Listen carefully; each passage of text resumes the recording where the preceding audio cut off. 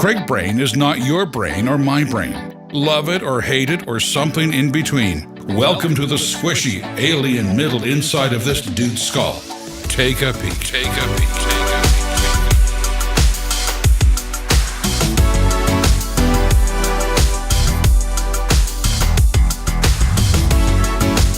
Hey, it's Craig Gross. You're watching or listening to Craig Brain. This is episode 3. And this is actually the first journal entry. I wrote it in January of 2017. So yeah, actually January 20th, 2017.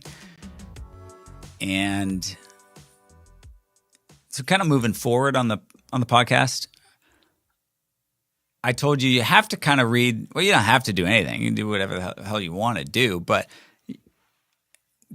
the way I kind of came up with this podcast was you're going to read a long form essay. In this case, this was a journal entry.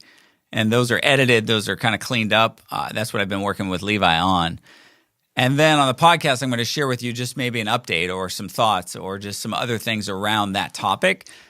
And it might not make any sense if you didn't read what I originally wrote. So if you're listening right now, like maybe just hit pause and then go pull up the journal entry. So this one's the first thing I've actually ever wrote in a journal at 41 years of my life. And it all started in Las Vegas. And I share that, obviously, if you read this.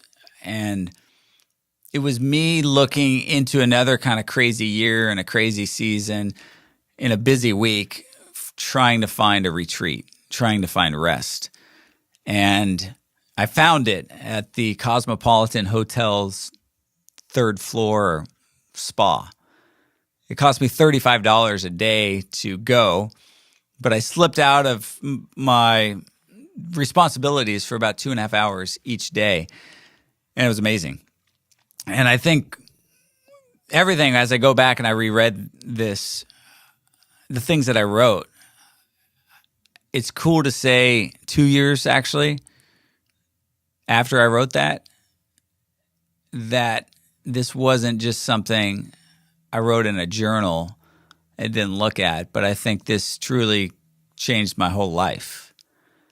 And so as we talked about Craig Brain, there's different sections that we have. This first section's on balance and being, and this would be the first entry. And for me, it was about not just like finding God in a spa, but it was this idea of slowing down, of trying to be still, of trying to learn a new practice. And so much where I was sitting there on like the 3rd day where I was like, why wouldn't I do this every day?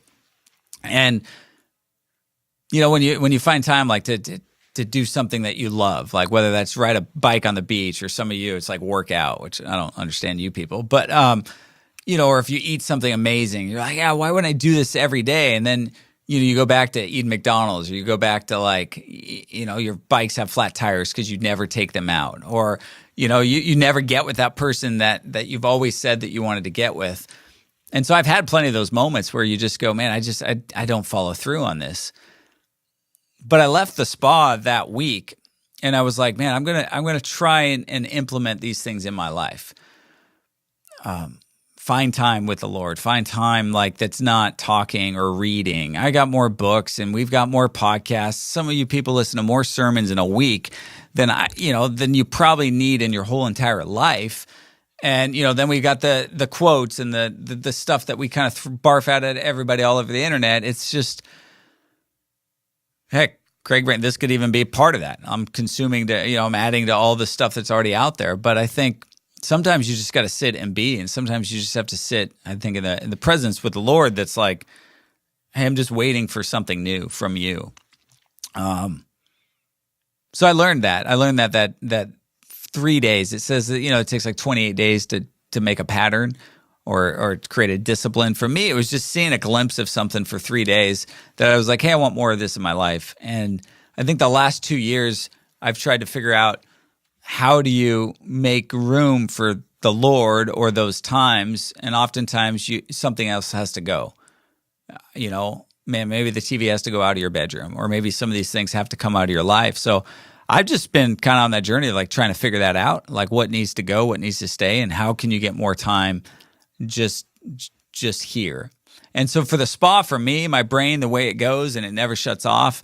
So I've tried meditation. I've tried TM. I paid like $700 to learn how to do TM meditation, which I thought was pretty phenomenal, but it was hard for me to just stop and just, I can read the Bible or I can do certain things, but to just be able to sit and listen and just wait for the Lord's voice. And part of that is you're building a to-do list in your mind of like, okay, here's what I got to do when I get out. Here's what I got. And I found like the idea of going to a spa, it was just like, you're completely relaxed. You're completely just, enjoying just being.